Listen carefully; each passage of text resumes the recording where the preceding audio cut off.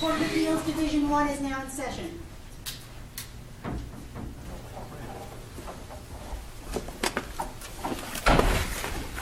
Thank you. Good morning. Please be seated.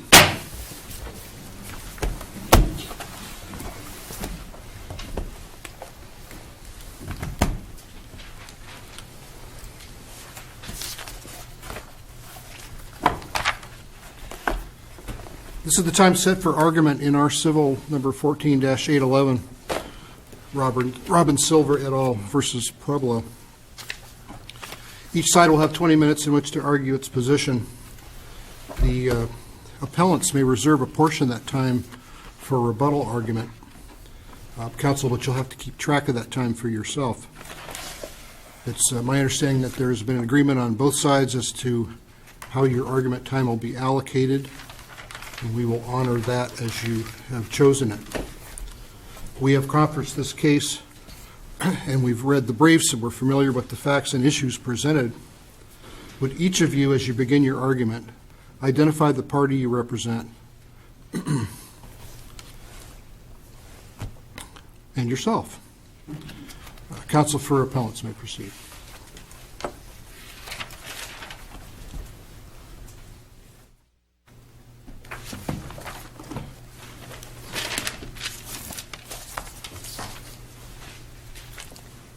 Thank you, Your Honor. My name is Janet Miller. I represent the Arizona Department of Water Resources. Counsel, before you begin, I do have kind of a basic question. Does the judgment require the department to quantify BLM's water rights? The department believes that it does, Your Honor. That's one of the things that the trial court's ruling requires. Either we must quantify BLM's claim for SPRNCA, or we must deny Pueblo del Sol's application for a designation based on speculation. And it's our position that we shouldn't be required to do either one of those. Is there anything that prevents the department from using its knowledge as the technical expert for the Gila as part of that evaluation? Is there a rule, a regulation, or statute that I'm sorry? that separates that information from this? The department's report that was done in its capacity as technical advisor to the court evaluated the methodology and the basic information that BLM had included in its claim. And that information was based on stream flow data. The Department of Water Resources does not determine, as the Gila River Adjudication Court must, what the minimal needs are for SPRNCA. And that is clearly set forth by this court in the Yavapai Apache Nation case. The department has a duty under the statute to evaluate physical and legal, basically availability, correct? Correct. Okay. I guess what struck me is the evaluation is designed to focus on water, not on a company's ability to do business. It focuses on water. So how do you then square the regulation with the statutory language? The regulation is, I believe you're referring to 12-15-718C, which requires an applicant for a designation of adequate water supply to demonstrate that it has the legal authority to deliver water to its customers pursuant to a certificate of convenience and necessity. I know that's the regulation, but the Yes. language in the statute, and it's the statute that trumps here, requires the department or the director to evaluate whether, or the applicant to show sufficient groundwater, I'll leave out a few words, of adequate quality will be continuously, legally, and physically available to satisfy the water needs of the proposed use for at least 100 years. So the continuously, legally, and physically available requirements are tied to water, not to an entity's ability or license to do business in the state. The way the Department of Water Resources interprets that statute is this way, that the applicant in this case, which is Pueblo del Sol Water Company, was required to demonstrate that the water was legally available. And the way it did that was twofold. It's not just a reliance on that particular regulation that we're talking about. The other basis for the determination by the Department of Water Resources that the water was legally available to Pueblo del Sol is found in 45-453. And in 45-453, Pueblo del Sol is authorized to withdraw and use groundwater for a reasonable beneficial No, use. Ms. Miller, I found the department's reliance on that statute kind of like a dog chasing its tail. It didn't seem to me to address the real issue here, which is the language of 45-108, which places an obligation on the department to determine whether the water, there's going to be an adequate quality, will be continuously, legally, and physically available. And the question is, you have the BLM that has a reserved water right, and it is the breadth of that reservation.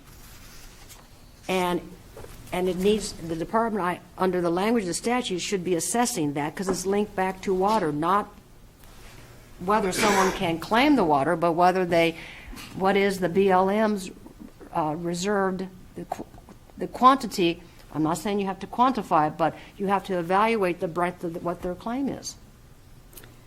Your Honor, I believe in order for the Department of Water Resources to evaluate that claim, the claim first needs to be quantified. That's clearly stated in the Gila line of cases that are cited in our brief. The BLM's Federal Reserve water right claim has not been adjudicated by the Gila River Adjudication Court. And a large part of that adjudication process is to quantify that right. And that hasn't happened yet. You know, Ms. Miller, lawyers all the time, agencies all the time exercise discretion and make informed judgments and informed projections about the future so that they can implement the policies that the lawmakers have said, implement this, and they make projections and they make judgments. I had a hard time understanding why the department cannot do that when the language of the statute says the water must be continuously, legally, and physically available. The department determined that it was physically and continuously available, and that's not the issue in this case, as you know. The issue in this case is the legal availability of that water, and the Department of Water Resources is being asked to speculate on the mere possibility at some point in the future the Bureau of Land Management might be able to obtain an injunction from a court at some point in time that could affect the pumping by Pueblo del Sol. That's too many layers of speculation. Well, let's bring it back to a different angle. When the department evaluated the physicality, that's what I use, that's my term for the physically available prong, okay. So when it evaluated physicality, did it take into account the breadth of the BLM's claim? No. The physical availability of the water is determined by a groundwater model that was prepared by the applicant and reviewed by the Department of Water Resources to determine whether there are sufficient groundwater supplies as required under state law to an appropriate depth that would allow them to obtain a designation of adequate water supply. So we are talking in the adjudication process is one process, and that's where BLM has filed its claim. The other process is the process that the Department of Water that the Department of Water Resources must use in order to administer the adequate water supply program. They're very different. And the water that Pueblo del Sol proposes to pump is groundwater. Neither BLM nor the other objectors below claimed or established that Pueblo del Sol would be pumping appropriable underground surface water. And so for that reason, the Department of Water Resources properly determined that the water was physically available as required by the department's rules. And I do see that I am close to the end of my time, and and I would like to give counsel for Pueblo del Sol the opportunity to speak. Thank you, Ms. Miller.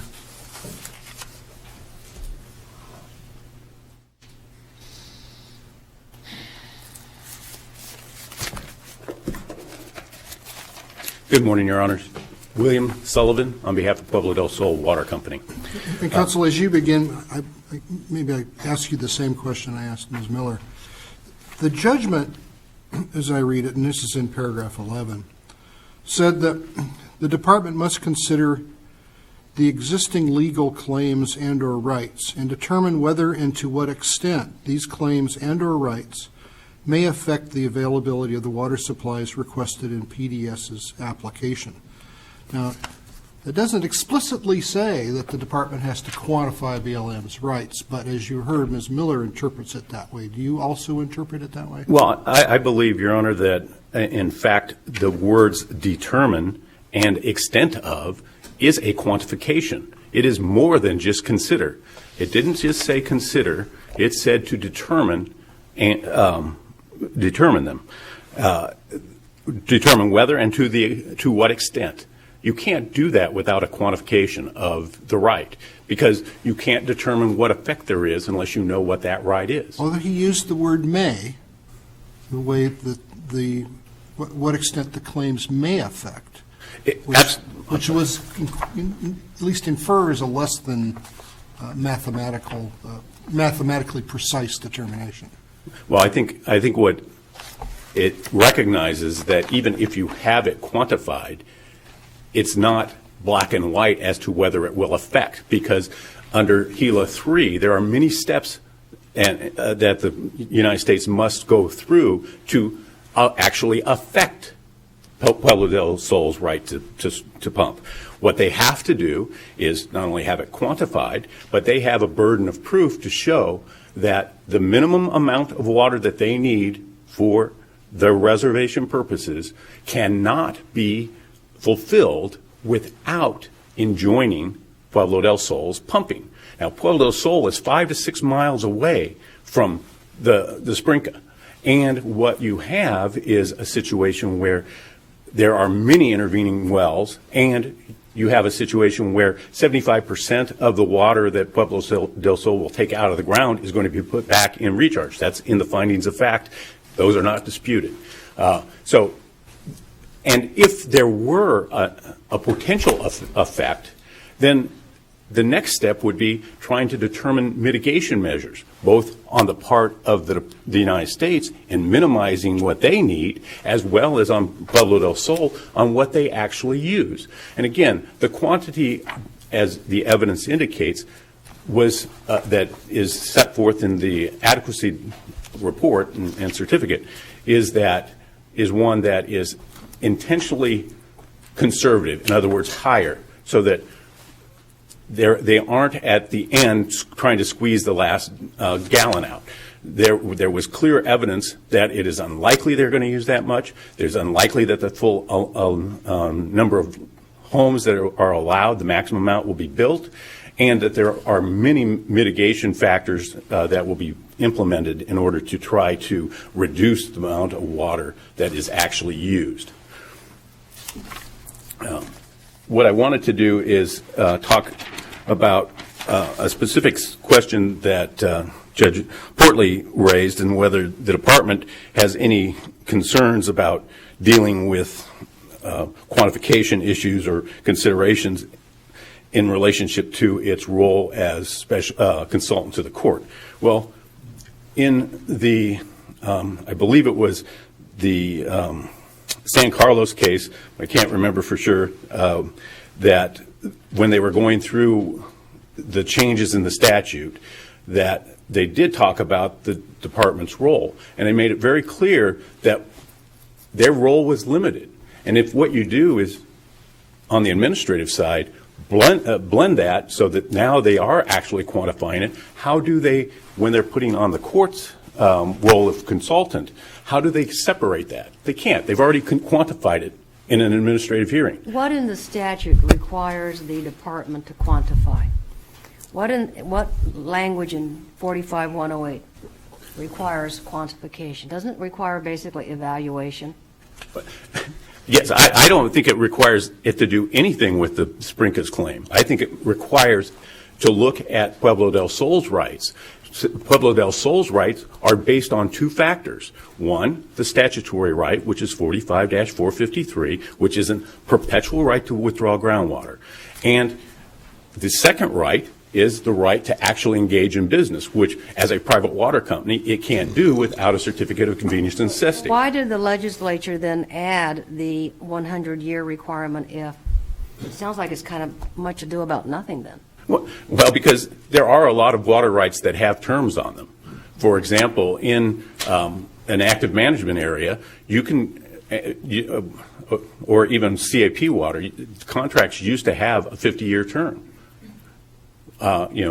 So what happens after that 50-year term? Here, what you have is, looking at Pueblo del Sol's right, you have a perpetual right to withdraw groundwater. The only way it would be infringed upon by Sprinka is if it jumps a number of hurdles and proves to the court that that the withdrawals by Pueblo del Sol of groundwater actually does impinge and affect their rights. We're nowhere close to that. But wouldn't sound planning call for the department to at least be aware of the potential of what you just described occurring?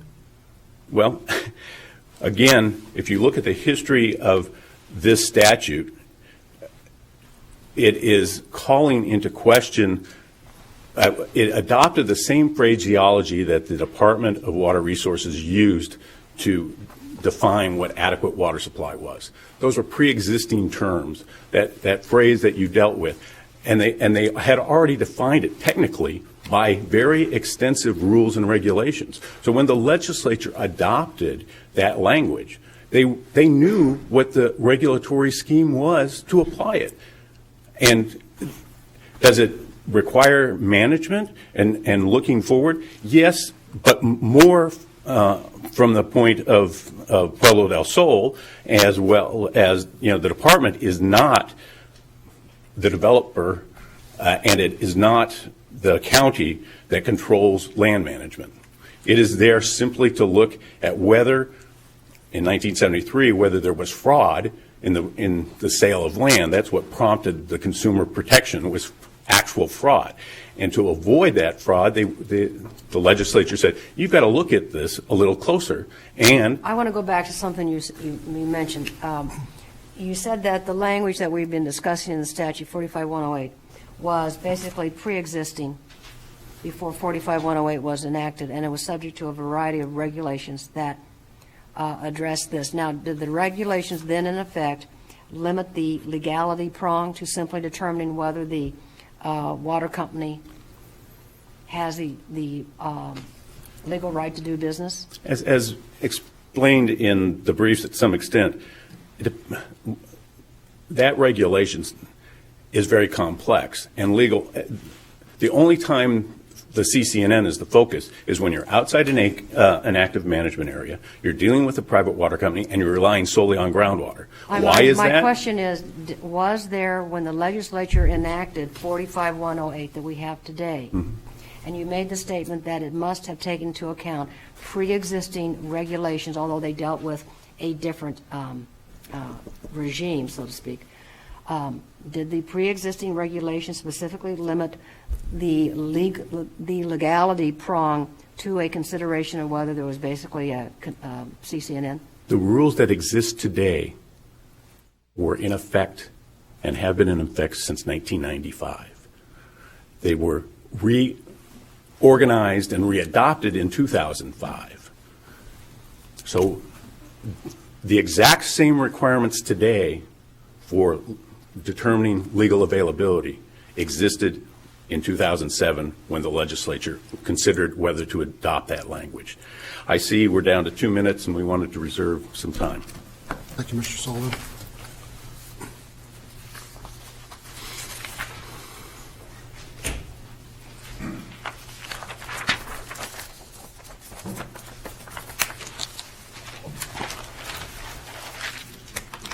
May it please the Court, I'm Catherine Barton with the Justice Department for the United States.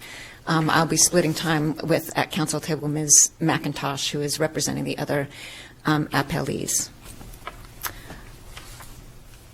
let me begin by, this is a case, of course, about statutory interpretation. And the purpose of Section 45108 is to protect consumers from buying into developments that lack adequate water supplies. And in order to, and the way that that's accomplished is by requiring the department to determine whether there is an adequate water supply, including whether the water is legally available. Now, under water law, water is only legally available based on a system of priorities and rights. That is how water works. If you have a legal claim to water, that's only effective if you have it as against someone else. So in this case, we have a situation where the right to pump groundwater by Pueblo del Sol is actually subject to the United States right in the San Pedro Conservation Area. And in fact, that sentence comes right out of the state's decision, where they specifically say that that Pueblo del Sol has a right under the groundwater statute to withdraw water underlying its land for reasonable and beneficial use, subject to the United States Federal Reserve rights. So here, by failing to consider that legal availability, the department clearly violated the statute, violated the language and the purpose of the statute, because Does the department have to quantify the rights of the BLM, or do they just have to evaluate that if and when they're quantified under HELA 3 or whatever it may be, it may have an impact at some time in the future during the 100-year look?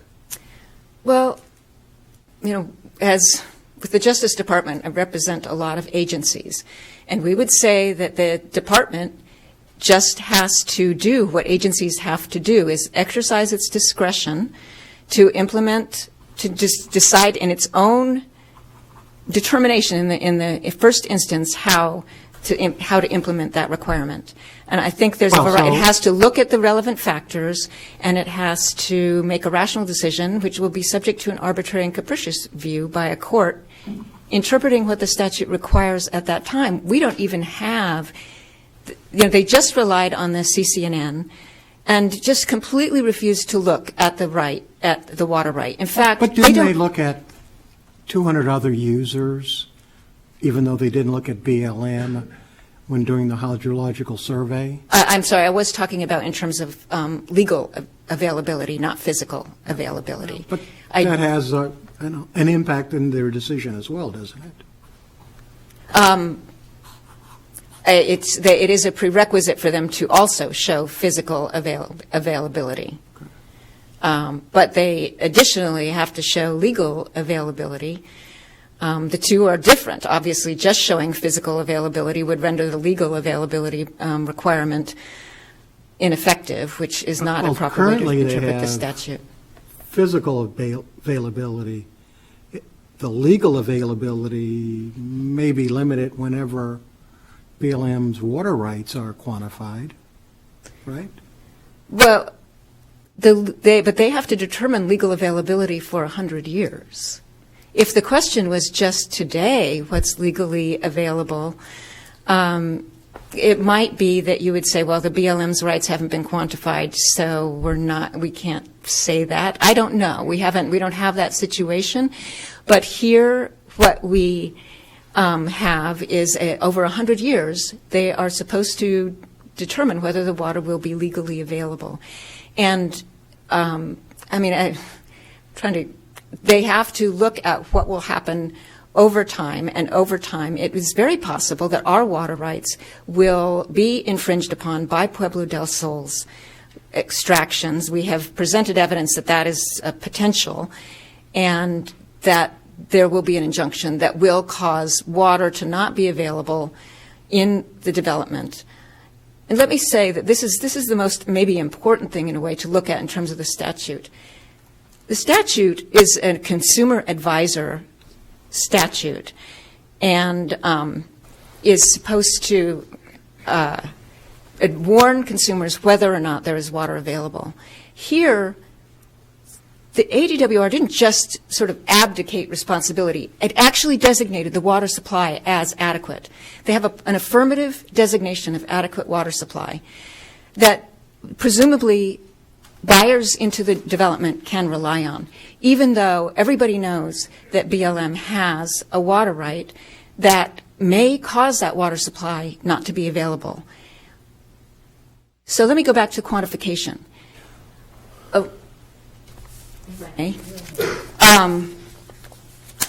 We think, I want to say, first of all, that although the report that the department did not address the specifics of the nature of BLM's water right, they are the technical assistant to the adjudication court, and under 45-256, the technical advisor, the duties imposed on the technical advisor are to investigate each claim and prepare a report that includes the director's proposed water rights attributes for each individual claim. So to the extent that that the department thinks it needs to go that far, that's what it's supposed to do already. But we don't agree that that is necessarily required. In this statute, the developer is required to demonstrate that the water will be, that there will be an adequate supply. It puts an affirmative burden on the developer to come in and make that demonstration. I asked Mr. Sullivan this. He asserts that the language in 45-108 was basically adopted by our legislature based on pre-existing regulations, if I understood the argument correctly, and thus whatever was in existence before 45-108 was enacted, the legislature was attempting to adopt the same type of system, and if I understood him correctly, the limited regulatory or the regulation that's in effect that you assert conflicts with the statute was basically still the department's regulation that interpreted what legally available means. Is that correct? I believe that is correct. Okay. Our position is that, first of all, they've provided no legal authority for that should be deemed to have been imported as is by the legislature.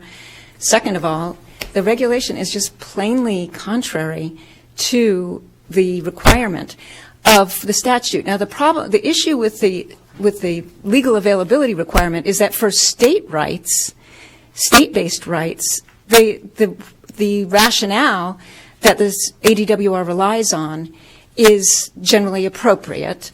That groundwater, because of the bifurcated system of groundwater in this state.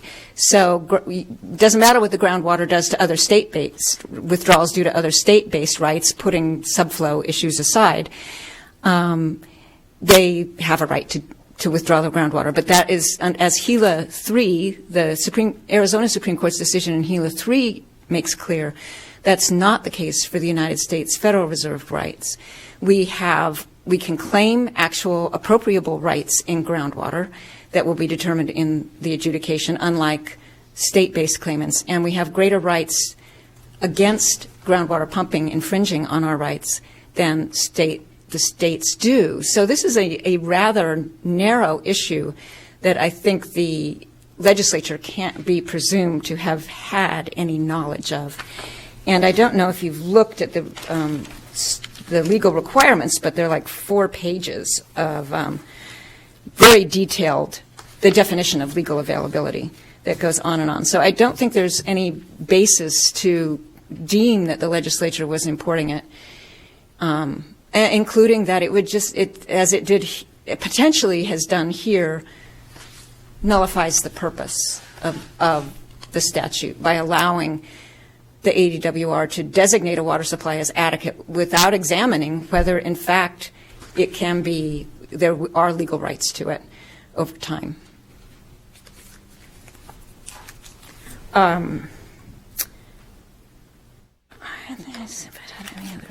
Before I turn this over to Ms. McIntosh.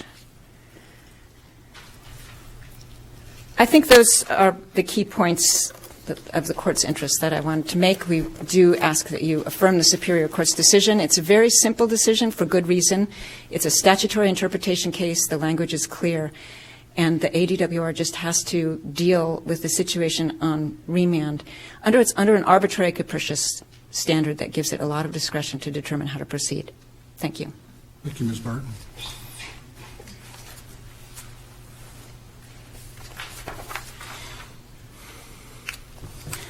Good morning. My name is Heidi McIntosh. I'm with Earth Justice, and I represent the appellees, Dr. Robin Silver and Ms. Tricia Gerardet today. I'd like to respond to some of the questions that the court has already posed and to follow up on some of the arguments that Ms. Barton made.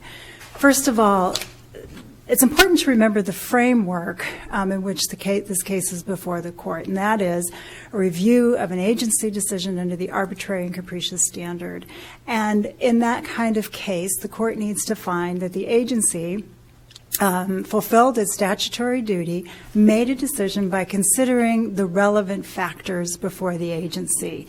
In this case, in short, what the agency did is say, we don't know what the BLM's rights are. We're not going to look, but we're going to issue the adequate water designation anyway in the absence of that knowledge. And that is really sort of the sine qua non of arbitrary and capricious decision making. That's what happened here. So I want to respond to the questions about the quantification issue and talking a little bit about what the legislature did or did not know in 2007 when it adopted the Ms. Barton, language. in responding to our questions, although she declined to say that the department was required to quantify BLM's rights, did urge us that in their role in the Gila River adjudication that they were required to describe the attributes of the BLM's rights, which I think she wanted to infer may include that same responsibility. What's your view of that?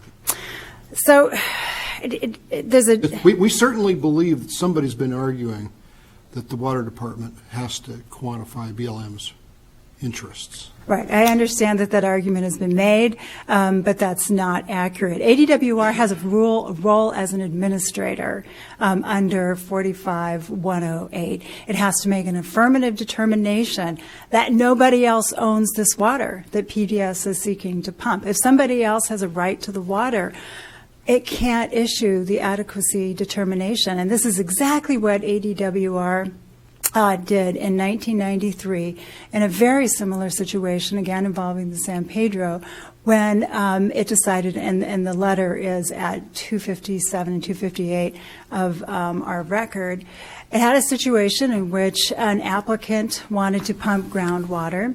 It acknowledged that there were other rights to that groundwater and said in the presence of any kind of conflicting water rights, we can't affirmatively say that that the water is legally available. You know, keeping in mind that this is all about protecting prospective buyers. It's not about protecting developers. And if you read that legal availability requirement out of the statute, then you've lost that that purpose that the law needs to ensure that prospective buyers are protected. And that's important to remember. That's what this is all about, is protecting prospective home buyers. In the words of former ADWR Director Gunther, who testified when the provision was adopted, you can't essentially kick the can down the road and let somebody else deal with the crisis later. The purpose is to deal with these issues on the front end before the homes are developed, before the purchasers invest in them, so that these can be worked out. And in the amicus brief that Professors Slushy and Glennon submitted in this case, they describe ways that ADWR should be working towards resolving these issues on the front end and not after a crisis develops. And a crisis is in the making here. We know from the record that this is a water basin in which the withdrawals are outpacing the recharge. So it's like drawing down a bank account. And we have seen, this is in the record too, and ADWR acknowledges that drawing down groundwater over time has resulted in lower flows in the San Pedro, and that's also in the record as well in ADWR's 2012 report on Sprinka's rights. With respect to what the legislature did or didn't know when it adopted the language, first of all, this is all about plain meaning. The plain meaning is clear here, so we don't need to go to the legislative intent. But again, the legislative intent is to protect the home buyers. That's what we do know about what the legislature was thinking. It was the primary driver. We also know that by the time the legislature adopted the language in 2008, CAPERT, which requires ADWR to respect the Federal Reserve water rights, had been on the books for almost 20 years. Sprinka had been designated with express Federal Reserve water rights since 1988. The Gila 3 case, which also requires the states to respect Federal Reserve water rights, had been on the books since 1999. The legislature knew all this. It also knew that the Gila River adjudication had been ongoing for decades at that point. And even so, it included the language that ADWR must determine the legal availability of groundwater before it issues a designation of water adequacy.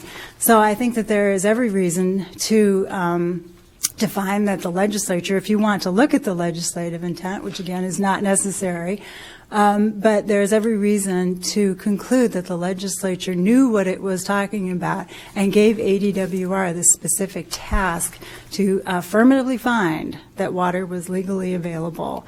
And that's contrary to what it did here by saying essentially, we don't know, it's too hard to find out, the adjudication is ongoing, and then say we're going to issue the water adequacy designation anyway. That's arbitrary and capricious. So in short, 3 points. The trial court was correct, and this court should affirm the trial court's decision because of the plain meaning of the statute, which requires an affirmative finding of legal adequacy, because the legislative intent and the purpose of the statute supports that, and also because CAPERT and Gila 3 all require the states to respect Federal Reserve water rights. Thank you, Ms. McIntosh.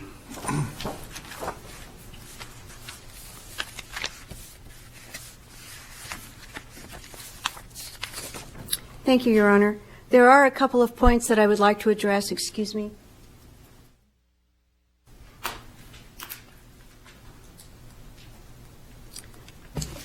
It has been stated that the Department of Water Resources decision indicated that the use of groundwater was subject to a Federal Reserve water right. What they are referring to is language in Gila 4. And the language in Gila 4 says this: percolating groundwater is not appropriable and may be pumped by the overlying landowner subject to the doctrine of reasonable use. This is in paragraph 3 of the decision. And the Federal Reserve water rights doctrine, and then these are the key words that nobody talks about, is as discussed in Gila River 3. Gila River 3 states that there is a Federal Reserve water right to groundwater only if other supplies are unavailable to serve the purpose for which the reservation was established. So this is not some open-ended statement that says all groundwater pumping is now subject to Federal Reserve water rights. That's not what this language says in Gila 4. The other thing I'd like to comment on is that there was a statement that it's an abuse of discretion, it's arbitrary and capricious for the Department of Water Resources to make an adequacy determination knowing that there's a Federal Reserve water right that has been claimed by the Bureau of Land Management. And how can we possibly do that? Well, this is what I suggest, Your Honor.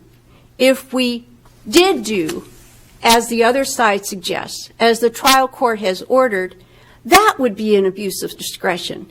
I believe that allegations would immediately arise that the Department of Water Resources is inappropriately basing a decision on speculation upon layer of speculation upon layer of speculation about an event that may never occur.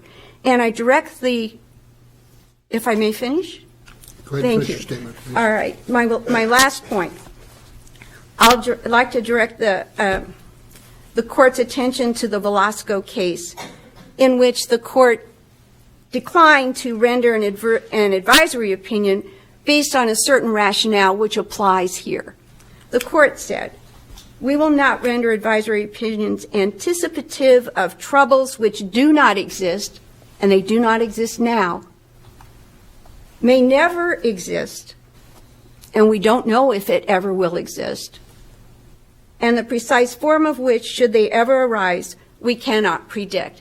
The legislature, as part of the Adequate Water Supply Program, has struck a balance between growth and preserving water supplies for the future, and that balance will be upset if the trial court's ruling is upheld. Thank you. Thank you, counsel, for your arguments. We'll take the matter under advisement. We'll issue our decision in due course. Court's adjourned.